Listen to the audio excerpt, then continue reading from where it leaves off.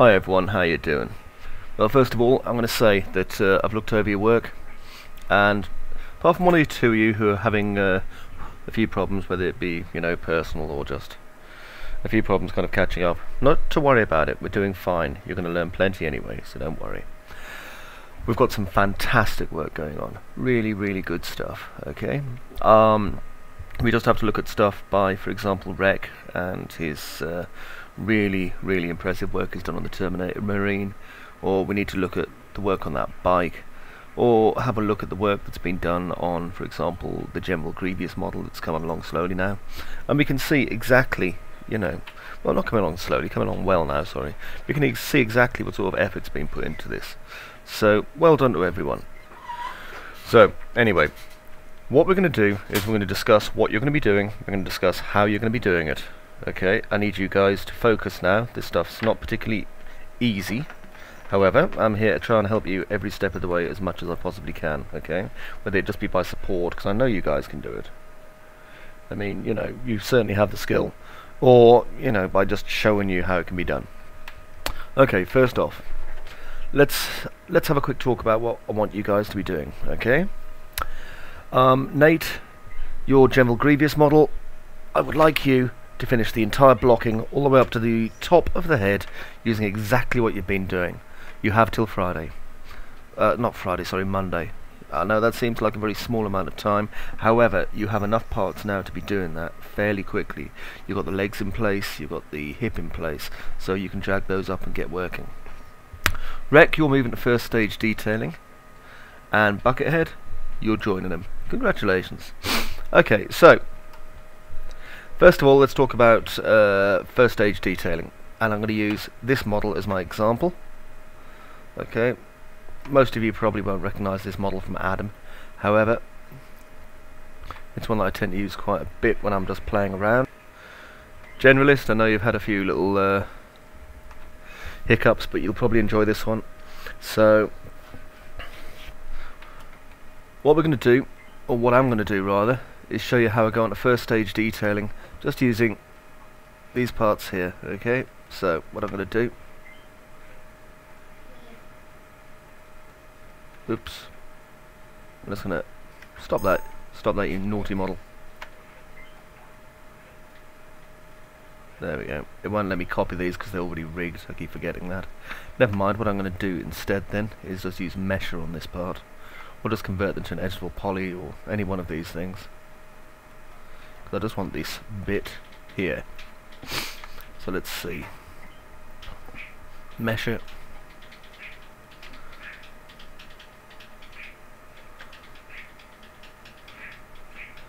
And I'm going to pick my object.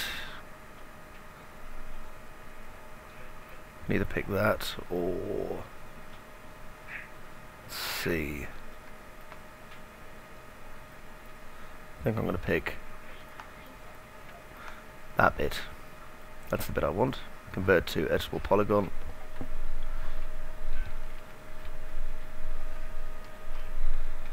Just delete everything else and zoom in on it. Okay, so what we're doing when we're... Don't worry, you don't have to do that, by the way. It's just so that I've got a single piece to work on.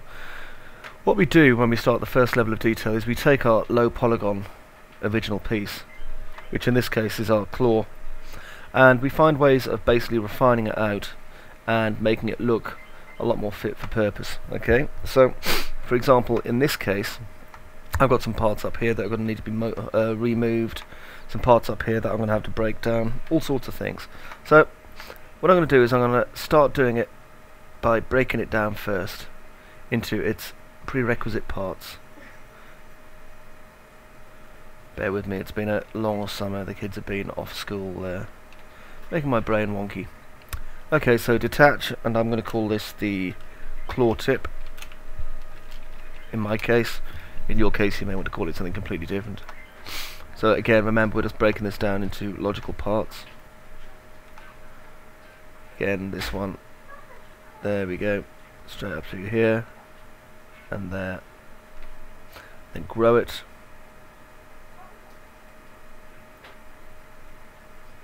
Okay, and I just want to take that part as far as the inside of there, so I'm just going to detach it again and this will be my claw socket. Okay, I always name these parts so that I know exactly what it is I'm working on. Now obviously you'll need to put a kind of underscore and then 0 or 1 or whatever, just so you know which one it was if you're doing claws, which you're not, unless you're doing that hand. Right, so claw. Okay, so now we have these 3 parts here. What I need to do is start working them up, so I'm going to put on a turbo smooth, like so. I'm going to turn on isoline display, just so I can see where the original polygons are. This is going to allow me to do some work on this. Now if I drop down to editable polygon and just stick on my show end result on off toggle, like so. And now, because I'm using Max 12, because I hope you're using Max 12, I can go into Swift Loop and just start doing some minor tidy up work. So, zoom in close, one there, one there. Okay, now because this is mechanical, I'm going to add some straight edges in, there and there.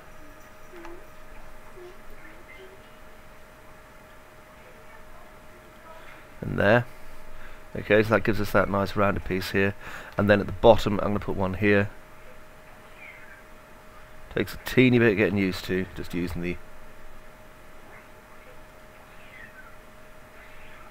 tools. If you prefer to drop out and just use the other ones, you can. There we go. So now if I press F4, you can see we've got some nice edging going along there, like so. So the edges now make it look mechanical, which is kind of what we're looking for. Okay, now I'm just going to add some straight edges here and here, like that. And these basically come in as maker's marks, yeah?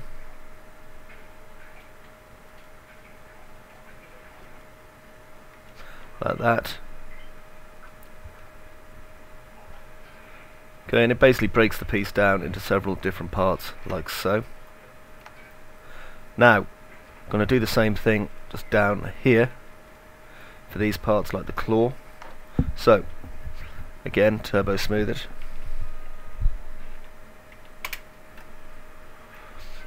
And the same principle incidentally applies whether you're doing anything, you know, the bike, whatever.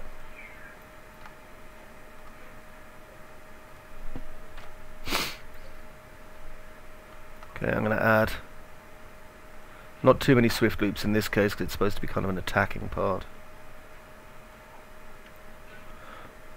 There we go. I'll just add a nice straight edge straight down like that. Now don't worry about the overlap because FFD is going to be our chum for this. So I'm going to just put an FFD on top of Turbo Smooth. Simple 3x3x3. Just open it. Grab this one. And do that. Okay, and that keeps the claw nicely inside. Like so. Don't collapse the stack, just in case you need to do anything with it again. Now this one, again, turbo smooth it. Like so, alright? At the minute you'll notice I've only got one iteration on, so it's still quite polygonal, as they say. Again, isoline display it, come down to the bottom and just turn on end result. Now for this one I'm going to want to just keep within these boundaries as much as I can. Gives me a chance to make some extra lips here as well. And there.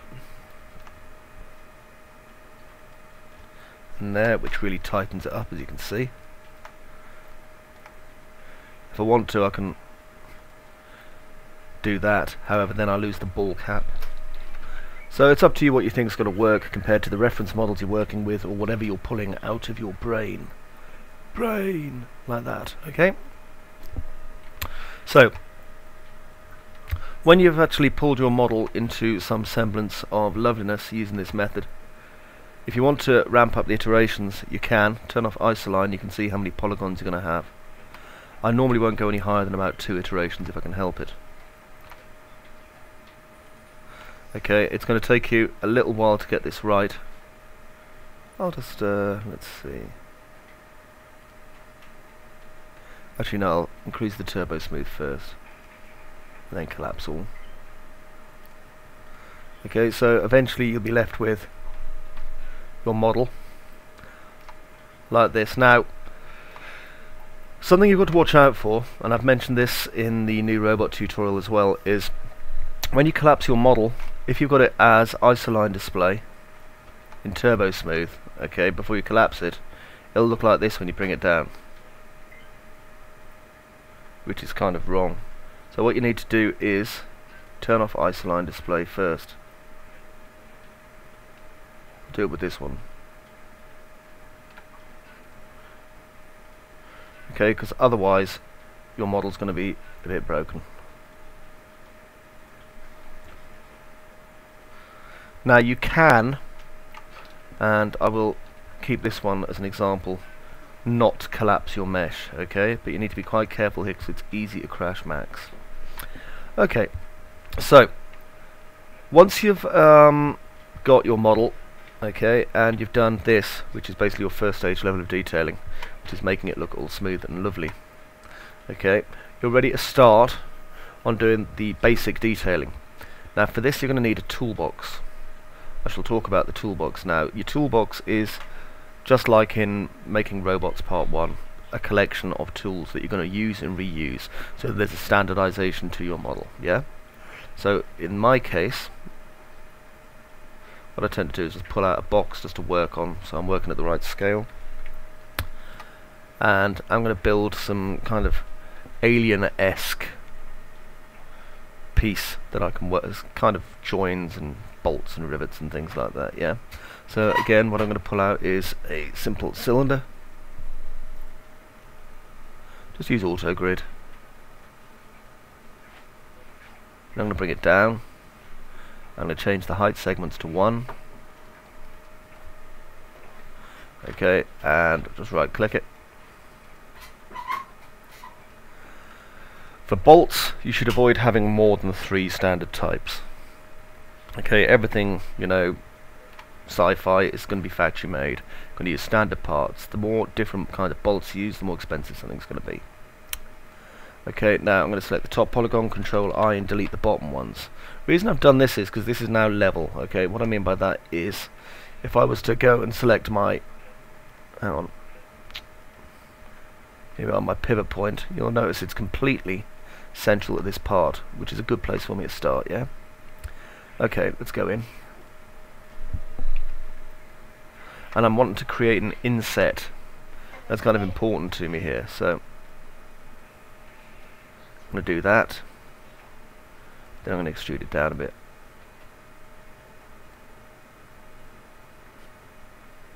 Like that. Now I'm going to bevel it in a teeny bit.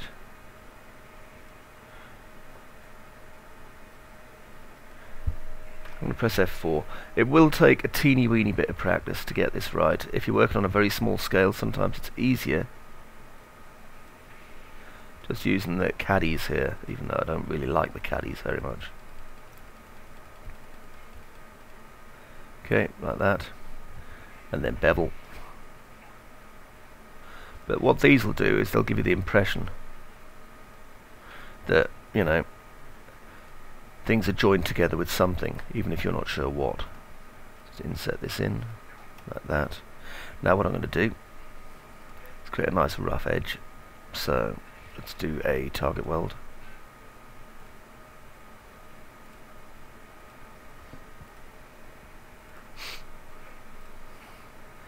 You can imagine this being assembled with an Allen key or something, can't you? That's how everything comes when it's flat packed. You get like one Allen key.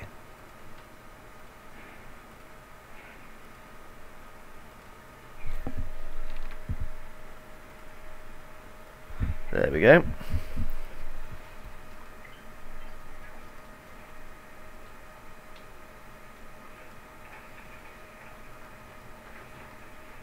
Like that. Or deeper actually, really, if it's an Allen key, so there you go. And then a small bevel at the end.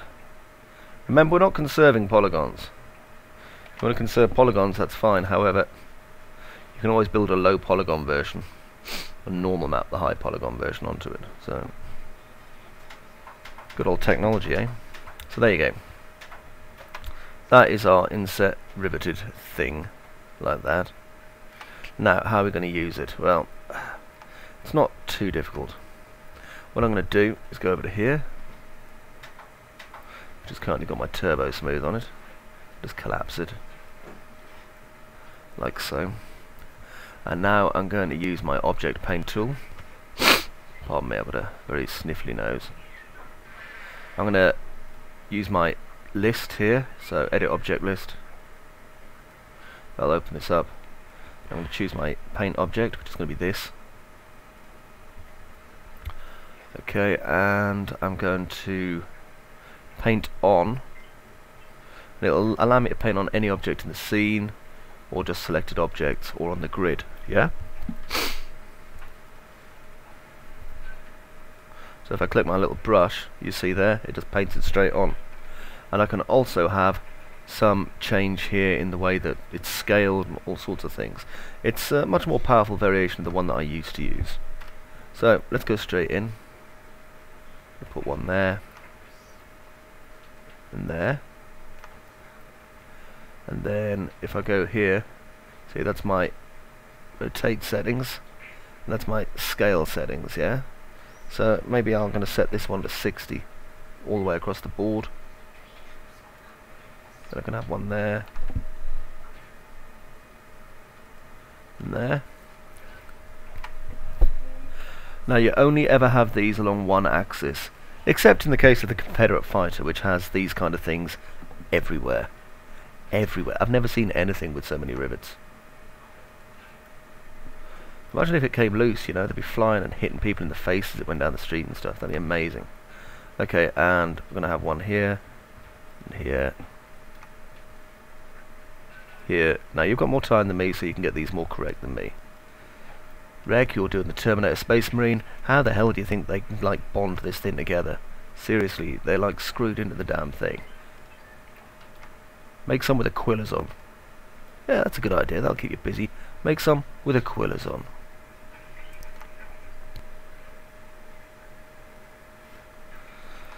Now you're trying to keep these as flat to the surface as possible, simply because otherwise it's going to be quite difficult to get this right. You want to give the impression that these are held together by these, like so. Okay, now I'm done. I'm going to right click out. Okay, and I'm going to hide these parts, because technically I'm not even using them.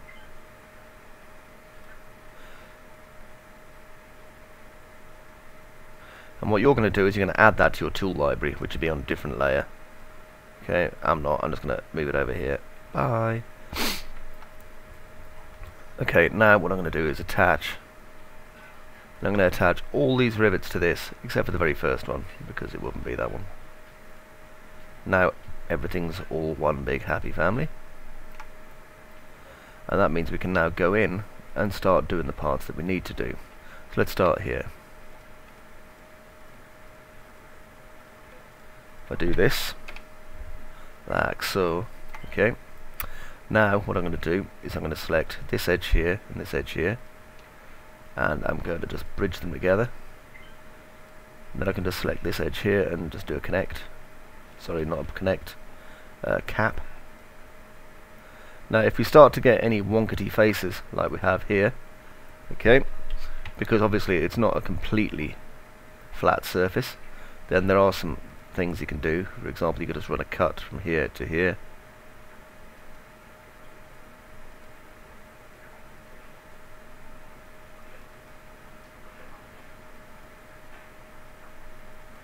Okay, just obviously straightening out duff polygon areas as you go along. As I say, the main problem you're fighting against is the fact that this is not completely flat, yeah?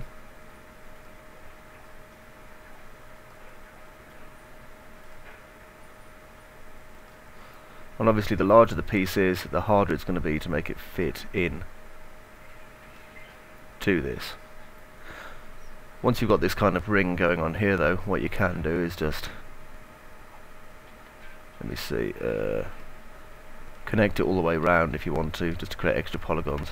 Deselect the top ones.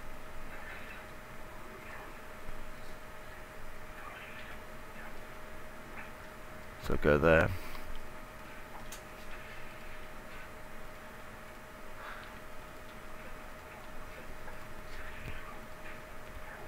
And what you're trying to do is just kind of smooth out this shape as much as you can, just so that it kind of lies flat as possible.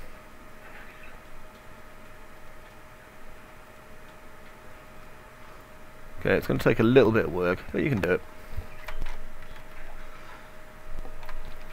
Now another option is, once I've undone this,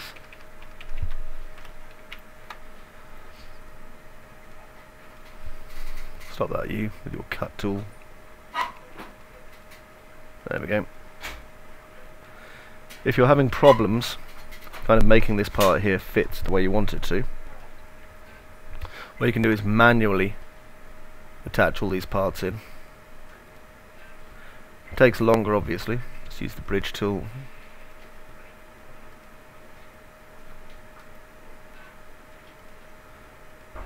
Being aware that probably do it every 2, like so.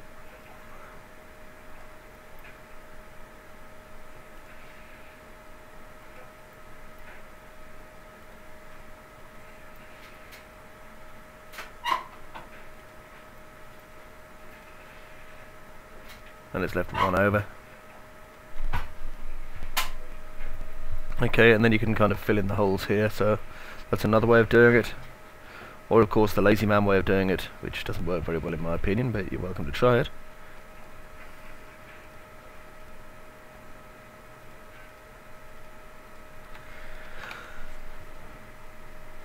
This is where you get this bit, and then click bridge. And it'll automatically bridge it together for you.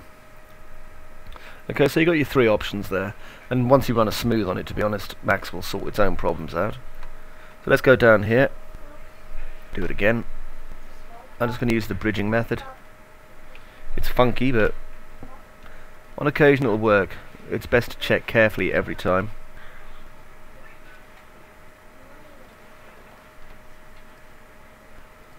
There we go. You'll notice it's making the pattern more or less identical to the one that I made. These ones are smaller, so obviously they're going to be slightly better. Basically, the less polygons you have to remove, though, the better it's going to be.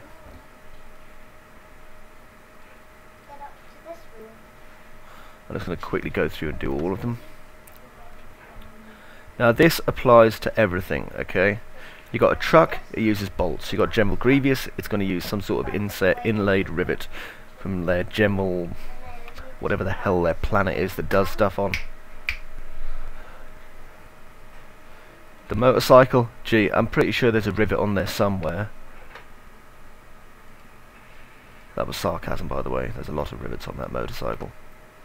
Space Marine, you know there's going to be rivets on him. They're not called rivets because this is the future. They could be called interconnecting holy mechanicum dot of joining, I don't know. But it's going to be there. And so you're going to be doing this. Get yourself a cup of coffee, put on some music you enjoy. You see, for me, I'm fortunate I can sit and talk crap for hours and hours on end. If you do that though, you know, someone's going to wander in and go, who are you talking to? And then you go, oh, I'm talking to my computer, and then they take your computer away from you. And you have to go and sit in a quiet room for a while. You know what I'm talking about. Be careful when you get edges that are very close to them, so close to each other like that. What might be easier is, if you get this happening, grab this, and then go to the Move tool and select Move by Local, and just move on its local axis. Just a little bit, like that. Okay?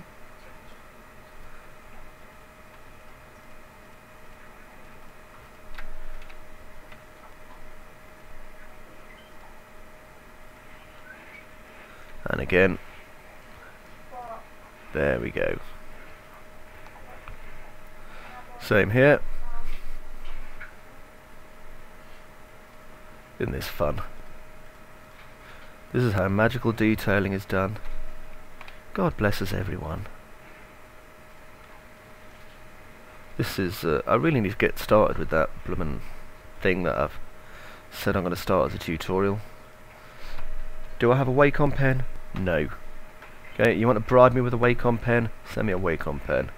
Intuos 3 one preferably. I need a Wacom pen. Turns out, as my children discovered, it's not a crayon. No, it wasn't a crayon. It was £85 worth of pen. No, you can't put it back together again. It doesn't work anymore.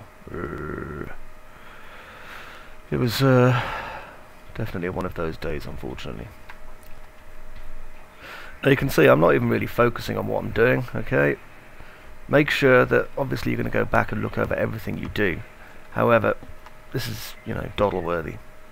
Now be wary, you can't do any more sub D. Okay, you want to apply sub D to this, it's going to make some interesting shapes.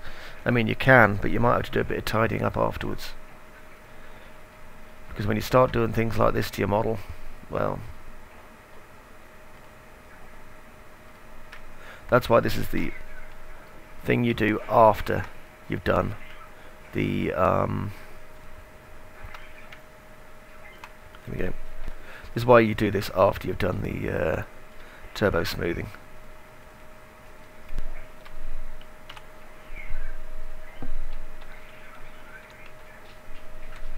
Helps if I press the right button there, doesn't it?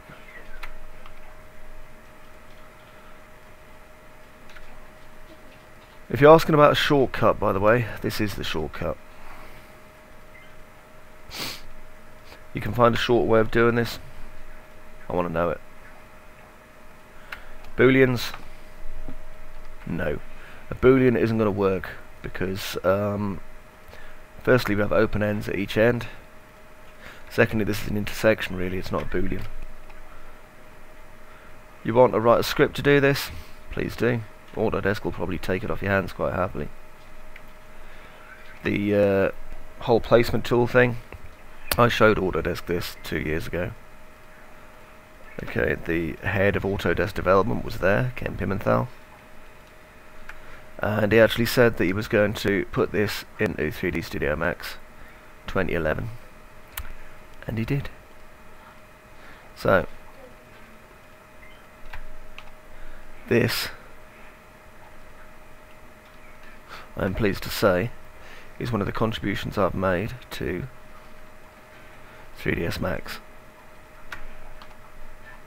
And they do use your ideas if it's a good one, although they don't give you any bloody money for it. Alright, now, as you can see, we have this, which is all obviously set with goodness. I'm going to unhide all, there we go. There's our claw at the top and the bottom there. First level of detail done, alright. What I'm going to do now is do a quick and simple and dirty smooth. Then auto smooth it to about 26.5.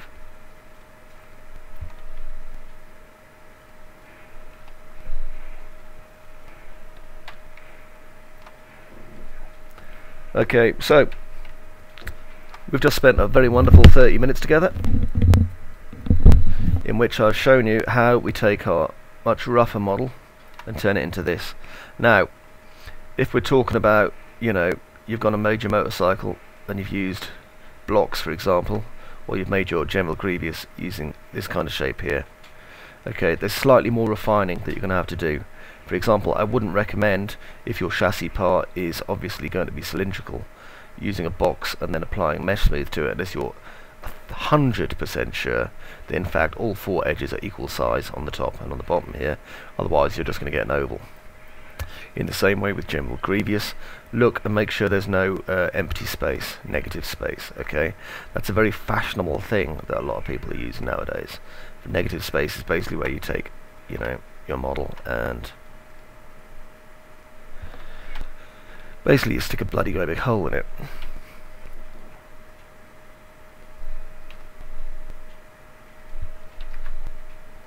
like that. Okay, so have a look at it, and have a look at how you're going to have to smooth the parts out. If you hit a wall, ask me. Buckethead doing the motorcycle, you poor bastard. That's a lot of rivets you've got to do, mate.